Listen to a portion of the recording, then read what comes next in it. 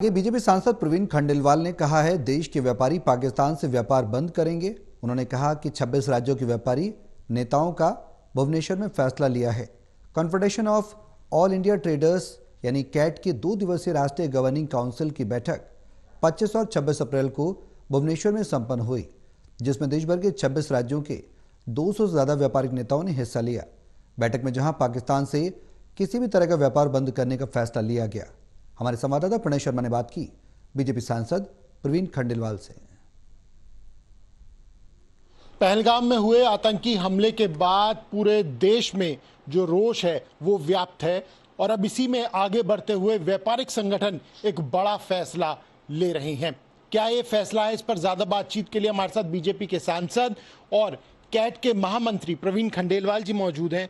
प्रवीण जी, हमने देखा कुछ दिन पहले आप लोगों की तरफ से दिल्ली के सभी प्रमुख बाजार बंद किए गए थे और अब जो 2 दिवसीय भुवनेश्वर में एक बैठक चल रही थी व्यापारिक संगठनों की, उसमें एक बड़ा फैसला लिया गया। क्या ये फैसला है? देखिए, जिस दरिंदगी से और निर्मम हत्याकांड पहलगांव में किया गया, उसको लेकर के पूरे देश में रोष और आक्रोश है और वही रोष और आक्रोश व्यापारियों के अंदर भी है।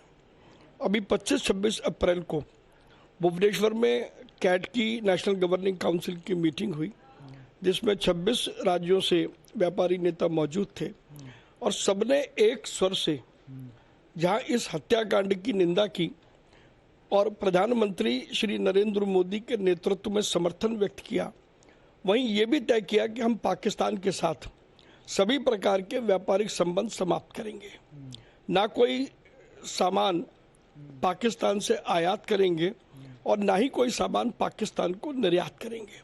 तो एक तरीके से पाकिस्तान के अर्थतंत्र की कमर को भारत के व्यापारी तोड़ेंगे, इसमें कहीं कोई दो राय नहीं है। प्रवीण जी, लगभग कितने करोड़ का जो व्यापार है वो हर साल किया जाता है पाकिस्तान के साथ, और मुख्य तौर पर किस चीज़ का व्यापार सबसे अधिक होता है?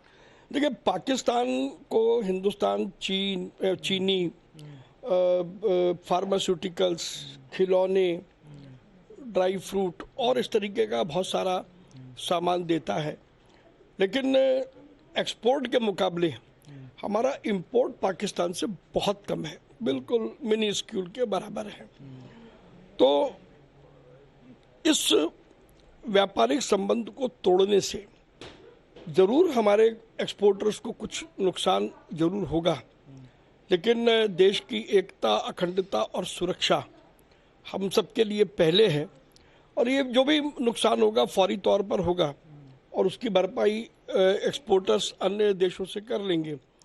लेकिन देश की एकता और अखंडता पर यदि कोई आंच आएगी तो व्यापारी भी देश के साथ खड़ा है, प्रधानमंत्री नरेंद्र मोदी के साथ खड़ा है।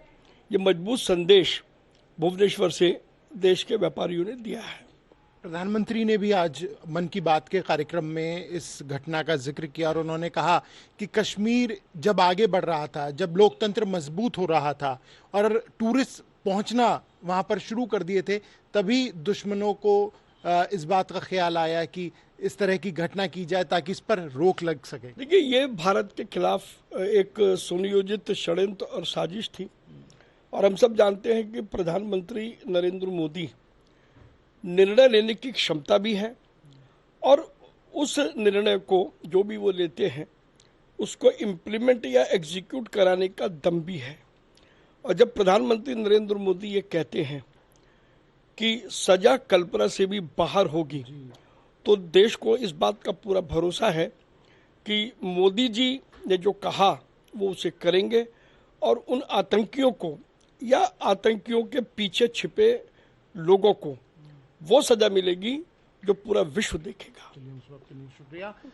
कैमरा पर्सन मुकेश के साथ प्रणय शर्मा, टोटल टीवी, दिल्ली।